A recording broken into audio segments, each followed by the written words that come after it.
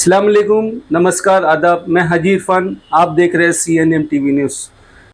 ज्या तुम्ही प्रचार सभा घेता किंवा कॉर्नर मीटिंग घेता किंवा रॅली करता सभा असतील, महत्वाचे व्यक्ती VIP कोणी उपस्थित राहणार असतील तर त्याची जी परमिशन तुम्ही मागता, तर काही काही अर्ज परस्पर पोलीस स्टेशनला येतात असं आमच्या लक्षात आलंय। तर उमेदवारांना महत्वाची सूचना आहे की कोणताही अर्ज परस्पर पोलीस स्टेशनला देऊ नये।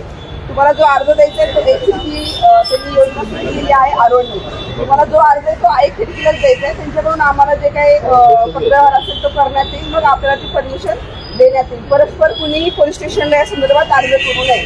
तुम्ही जे प्रचार रॅली काढतात किंवा सभा घेतात तर प्रत्येक कार्यक्रमाची तुम्ही आरोन करून आणि पोलीस विभागाकडून परमिशन घेणं आवश्यक आहे। महत्त्वाची सूचना काय आहे? आजच्या आपल्या ठाणा महानगरपालिका निवडणूक अनुषंगाने जे मीटिंग घेण्यात आलेले आहे तिचं खास कारण असं आहे की आपल्या इथे कायदा सुव्यवस्था अबाधित राहायला पाहिजे। कोणत्याही परिस्थितीमध्ये सामाजिक शांतता भंग झाली नाही पाहिजे। तुम्ही सर्व सुज्ञ आहात, मॅच्युअर्ड आहात। यापूर्वी पण बरेच जण निवडणुकीला उभे राहिलेले आहेत। निवडणूक ही जी आहे ती मैत्रपूर्ण लढत असते। तिचं पर्सनली कोणी घेऊन पिढ्यानपिढ्या आपले ह्या गावात राहिलेले लोक आहात तुम्ही, एकमेकाशी ऋणानुबंध खराब करू नका। निवडणूक एक दिवसाची असते। तुमच्या पिढ्यानपिढ्या इथे एकमेकाशी जातीय सलोखा राबवलेले लोक आहेत। मुंबईमध्ये आम्हाला सर्वांना जवळजवळ दीड 2 वर्ष झाले आहेत। अतिशय धार्मिक सहिष्णुतेचं वातावरण आहे। अतिशय जातीय सलोखा फार चांगला जोपासला जातो। जे राष्ट्रीय एकात्मता जे आहे कुठे बघायचे असेल तर आम्ही छाती ठोकपणे सांगतो की मुंब्र्याला या, मुंब्रामध्ये तुम्ही या। क्या बात। जातीय सलोख्याचं अतिशय उत्तम उदाहरण जे आहे ते मुंब्रा आहे आपलं। मी यापूर्वी सर्व इलेक्शन्स काढलेले आहेत। सर्व जे सण आहेत ते सर्व धर्मियांचे साजरे झालेले आहेत। प्रत्येक ठिकाणी आम्ही बंदोबस्त केलेला आहे। पोलीस फक्त फॉर्मॅलिटी म्हणून असतात, सर्व गावातले लोकच इथलं वातावरण शांतता ठेवण्यासाठी पुरेपूर प्रयत्न करतात। आणि थोडीफार असुविधा पण असली तर आपल्या मुंब्र्याचे लोक जे आहेत ते प्रशासनाला फार मदत करतात, असा एकंदर माझा अनुभव आहे। आपणा सर्वांना माझी विनंती आहे, आपल्या मुंब्र्याचं जे नाव आहे त्या मुंब्र्याच्या नावाला कुठेही धब्बा लागणार नाही असं सर्वांनी कृत्य करायचं आहे। तुम्ही जे उमेदवार आहेत, उमेदवार प्रचाराच्या याच्यामध्ये बिझी असतात, परंतु तुमचे जे कार्यकर्ते आहेत, काही उत्साही कार्यकर्ते आहेत ज्यांना 9 वर्ष झाले, आता 9 वर्षानंतर इलेक्शन होत आहे आपल्याकडे, तर त्यांना मी आपल्या नेत्यासाठी काय करू दाखवू शकतो त्या कला दाखवण्यासाठी प्रयत्न करतील। परंतु त्या कला कुठल्याही प्रकारचं कायदा मोडणार नाही। जातीय सलोखा, सामाजिक शांतता हिला पुढे बाधा लागणार नाही याच्या सर्वांनी खबरदारी घ्यायची आहे। त्यासाठी प्रशासनाला सर्वांनी मदत करायची आहे। आणि मला एवढी गॅरंटी आहे, खात्री आहे की यापूर्वी जसं सर्व इलेक्शन, सर्व बंदोबस्त शांततेत पार पडलेले आहेत, मी अतिशय आत्मविश्वासाने माझ्या वरिष्ठ अधिकाऱ्यांना सांगत असतो की सर, मुंब्र्यामध्ये काही होणार नाही, तू मुंब्र्याचं काही टेन्शन तुम्ही घेऊ नका। तर माझ्या शब्दाला कृपया कोणी तडा जाऊ देऊ नका। काय करायचं ते तडा दिला तर मग हे आहे ना आपलं काय। तर विनाकारण उत्साही कार्यकर्त्यांना जास्त प्रोत्साहन देऊ नका। कोणी चुकत असेल, कार्यकर्ता कसा असतो, कार्यकर्त्याचं तुम्ही मन दुखू शकत नाही। ज्याचं मन तुम्ही दुखू शकत नसाल आणि तो बेकायदेशीर कामं करता असेल तर आम्हाला सांगा, आम्ही त्याची म्हणजे काय त्याचे आमच्यावर आम्ही आमच्यावर घ्यायला तयार आहे। तुम्ही रोष पत्करू नका, तो रोष आम्ही आमच्यावर घेऊ। परंतु सगळ्या जणांनी सहकार्य करायचं आहे। अतिशय खेळीमेळीच्या वातावरणात आपली निवडणूक पार पाडायची आहे आणि प्रत्येकावर पोलिसांची करडी नजर आहे। तुम्ही किती काही उद्योग करायचा प्रयत्न करा, तुमच्या कार्यकर्त्यांना सांगा, आमच्याकडे सगळ्या खबर असतात। प्रत्येक ठिकाणी सेक्टर ऑफिसर दिलेला आहे आणि तो सेक्टर ऑफिसर तुमच्या उमेदवारांच्या पण संपर्कात आहे, कार्यकर्त्यांच्या पण संपर्कात आहे आणि तो कंटिन्यूस तुमच्या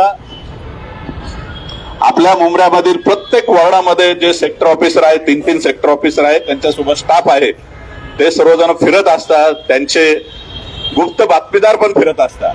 त्यामुळे कृपया विनंती आहे की सर्वांनी आम्हाला कोणतीही कायदेशीर कारवाई करण्यासाठी भाग पाडू नका आणि यापूर्वी जेवढे इलेक्शन पार पडलेले आहे आपण कुठलाही गुन्हा आपल्या इथे दाखल झालेला नाहीये. कृपया विनंती आहे की कोणी कुठल्याही प्रकारचा गुन्हा आम्हाला दाखल करण्याची वेळ येऊ देऊ नका. आणि तेवढी खात्री पण आहे मला, सेक्टर ऑफिसरची जी यादी आहे, जे नावं आहे, बऱ्याचपैकी उमेदवारांना ते भेटलेले आहेत. त्यांना नंबर एकमेकाशी त्यांनी शेअर केलेले आहेत. जरी नसतील केले तर आता आम्ही तुम्हाला PDF स्वरूपात प्रत्येक उमेदवाराला आणि जे मेन नेते आहेत प्रत्येक राजकीय पक्षाचे किंवा अपक्ष असलेले किंवा सामाजिक कार्यकर्ते, त्या सर्वांना ती जी आम्ही यादी केलेली आहे सेक्टर अधिकाऱ्यांची आणि त्यांच्यासोबत असणाऱ्या कर्मचाऱ्यांची, ती आम्ही आपणास शेअर करू. संपर्क करा आणि सर्वांच्या आता सर्व अधिकारी वगैरे इथे जुने झाले आहात. आपण सगळे एकमेकाला कायम ओळखतो, एकमेकाशी संपर्कात असतो. तर कुठल्याही प्रकारची कोणतीही अडचण आली तर किती रात्री बेरात्र असू द्या, कधी फोन करायचा करा, तुम्हाला लगेच आम्ही त्याच्याबद्दल तुम्हाला लगेच प्रतिसाद देऊ. असं झालं नसेल, जे काही यांनी अनुभवलं असेल, इथे जेवढे उपस्थित नेते आहेत किंवा काही कार्यकर्ते आहेत, रात्री बेरात्री जरी फोन केला असेल तर आम्ही फोन उचलतो. असं कधी होणार नाही की तुम्ही फोन केला आणि तुम्हाला रिप्लाय मिळणार नाही. तर कृपया काही अडचण असेल एकदम हक्काने फोन करायचा, कारण आपल्या गावाची शांतता अबाधित राखणे आणि आपल्या गावाचं नाव ठेवणे, चांगलं ठेवणे, यासाठी आपल्याला सर्वांना प्रयत्न करायचा आहे. कृपया सगळ्यांना पुन्हा पुन्हा विनंती करतोय मी, उत्साही कार्यकर्त्यांच्या नादी लागून आपसामधले संबंध खराब करू नका, कायदा सुव्यवस्थेचा प्रश्न निर्माण करू नका आणि आम्हाला कारवाई करण्यास भाग पाडू नका. शेवटचे 8 दिवस राहिलेले आहे. इतक्या दिवसापासून आपण एकदम शांततेत शासनाने जे काही नियमावली आपल्याला दिलेली आहे, आता आदर्श आचारसंहिता आहे, तिचे आपण सर्वांनी पालन करत आहात. यापुढे पण आपणच कराल असे मला खात्री आहे. आणि कृपया कोणाला काही अडचण आली तर हक्काने सर्व अधिकाऱ्यांना कधी फोन करा. सगळ्यात पहिले आपल्याला जे सेक्टर अधिकारी दिलेले आहेत त्यांच्याशी संपर्क साधा. त्यांनी प्रतिसाद दिला नाही तर आमच्याशी कॉन्टॅक्ट केला, डायरेक्ट माझ्याशी केला तरी कॉन्टॅक्ट, काही हरकत नाही. परंतु सेक्टर ऑफिसर हा इझिली तुम्हाला अवेलेबल राहणार आहे. कोणाची काही अडचण असेल, आता बंदोबस्ताच्या हिशोबाने, तुमच्या प्रचाराच्या दृष्टीने काही अडचण असेल तर इथे तुम्ही सार्वजनिक ठिकाणी सांगू शकत नसाल तर मी इथे चेंबरला आहे, साहेब गेल्यानंतर मला भेटू शकता किंवा फोनवर पण सांगू शकता. तर मी सर्वांना सरांच्या आणि मॅडमच्या परवानगीने सर आजची त्यांना काही सूचना द्यायच्या उमेदवाराला काही सूचना आहेत का? कुणाला काही बोलायचं आहे का? इकडे कोणाला काही बोलायचं आहे? सूचना काही शासनाकडनं काही मदतीची आवश्यकता वगैरे? किसी को कुछ बोलना है, फक्त उमेदवार तरी बोला. हा, आणि किसी उम्मीदवार को बोलना है. निवडणुकीच्या अनुषंगानेच बोलायचं. मांडायचे आहे त्यांनी स्वतःचं नाव, प्रभाग, पक्षाचं नाव आणि आपलं चिन्ह वगैरे सगळं सांगायचं. सूचना दिली त्यासाठीच आजची मीटिंग आपण घेतलेली आहे. कुणाला त्रास होऊ नये. एकतर आपण जेव्हा प्रचार बंदची आपली हे होते त्यानंतर प्रचार पूर्णतः आपण बंद केला पाहिजे. सोशल मीडियावरती वगैरे ह्या इन्फ्लुएन्सर आहेत किंवा बाहेर जो प्रत्यक्ष किंवा अप्रत्यक्ष कोणताही प्रचारासाठी बंदी झालेली असते. सगळ्यात पहिल्यांदा सगळ्यांनी तिथून लक्षात घेतली पाहिजे की प्रचार बंद म्हणल्यानंतर 100% प्रचार बंद झाला पाहिजे. दुसरी गोष्ट आहे की आपण जिथे मतदान केंद्र आहे त्याच्यात 200 मीटरच्या बाहेर बूथ लावतो. प्रत्येक राजकीय पक्षाचं बूथ असतं. तर तिथे काय आपण करतो की मतदार यादीतील मतदाराचा क्रमांक, त्याचा मतदार यादी क्रमांक आणि जो क्रमांक आहे त्यासाठी आपण 2 लोकांना आरोनी परमिशन दिली असते, त्यांना अधिकृतपणे आय कार्ड वगैरे दिलं असतं. तर आपण ही गोष्ट लक्षात घ्यायची की त्यापेक्षा जास्त लोक तुम्ही तिथे ठेवू नये. म्हणजे एखादी तर गर्दी झाली बूथवरती तर खूप मोठ्या प्रमाणात गर्दी होते. जे तुम्हाला अधिकृत ज्यांना आरोनी परमिशन दिलेली आहे, ज्यांना अधिकृत दिले त्यांनाच फक्त त्या बूथवरती नेमण्यात यावं, इतर कुणालाही बूथवरती तिथे थांबू देऊ नये.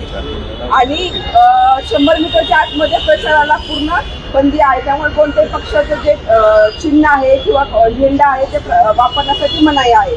परंतु आपण जे 200 मीटरवरती जे बूथ, असा अनुभव आहे आधीच्या निवडणुकीचा की तिथे तुम्ही बूथसाठी जी चिठ्ठी देता मतदारांना त्याच्यावरती पक्षाचं चिन्ह छापलेलं असतं. तसं जर आढळलं तर ते आम्ही त्याच्यावरती कारवाई करणार, गुन्हा दाखल करणार. आणि आपले FST जे आहेत, आरोनी FST जमलेले आहेत, त्यांनी जर ते केलं तर 100% आपल्यावरती गुन्हा दाखल होणार. त्याच्यामुळे 200 मीटरला जे बूथ लावले आहेत प्रत्येक मतदान केंद्राच्या बाहेर, तिथे या प्रकारची काळजी आपण घेतली पाहिजे. त्या कुणाच्या सूचना किंवा अडचणी काय आहेत का? विशेष करून सोशल मीडियावर ज्या पोस्ट आहेत त्या व्हायरल करताना सर्वांनी काळजी घ्या. खोपवलेला चुकीच्या दुसऱ्याच्या भावना दुखवल्या जाईल. मग ते स्त्री असो, पुरुष असो, कोणत्याही पक्षाचे असो, सोशल मीडियावर आपले कार्यकर्ते किंवा आपण स्वतः चुकीच्या पोस्ट व्हायरल करू नका. त्याच्यामुळे खोपोलीमध्ये विनाकारण एका चांगल्या नगरसेवकाच्या पतीचा मर्डर झालेला आहे. तो एक दिवसाचा हे असतो, तर विनाकारण कोणाला जिवारी लागेल आणि कायद्यात बसणार नाही. कोणाच्या भावना, जाती असो, धार्मिक असो, पक्षी असो, भावना दुखवल्या जातील असे कुठल्याही पोस्ट कुणी व्हायरल करू नये अशी विनंती करतो. कायदेशीर कारवाई करण्यात येईल. तिथं कुठलाही पक्षभेद, जातीय भेद काही पाळला जाणार नाही. ज्यांनी चुकी केली त्याच्यावर गुन्हा दाखल होणार. बोलो क्या फ्लाइंग स्क्वाड के ऑफिसर है वो वेबसाइट पे है. आरो डिसाइड करते वो. इलेक्शन कमिशनची वेबसाईट आहे, त्याच्यावरती पण तुम्ही तक्रार नोंद करू शकता. त्याच्यावरती आलेल्या प्रत्येक तक्रारीची दखल आरोग्य घ्यावी लागते. त्याच्यावरती सुद्धा तुम्ही तक्रार नोंद करू शकता. त्यासाठी जे DCP सरांच्या मार्गदर्शनाखाली माननीय पोलीस आयुक्त आशुतोष डुमरे सरांनी आदेश केला होता, त्यानुसार ही जी मीटिंग आपण पार पाडलेली आहे त्याच्यात आपण सर्वजण आलात. सर्वांनी एकदम थोड्या वेळामध्ये आम्ही तुम्हाला सूचना दिल्यानंतर पण आपण सर्वांनी एवढं आपलं व्यस्त शेड्यूल सोडून प्रचाराचं आपण लगेच आलात आमच्या विनंतीला मान देऊन. त्यामुळे मी सरांच्या मार्फत आपणा सर्वांचे आभार मानतो. आपणा सर्वांना निवडणुकीसाठी खूप खूप शुभेच्छा देतो. सर्वजण भरघोस मतांनी निवडून या. आणि right now and press the bell icon. Never miss an update.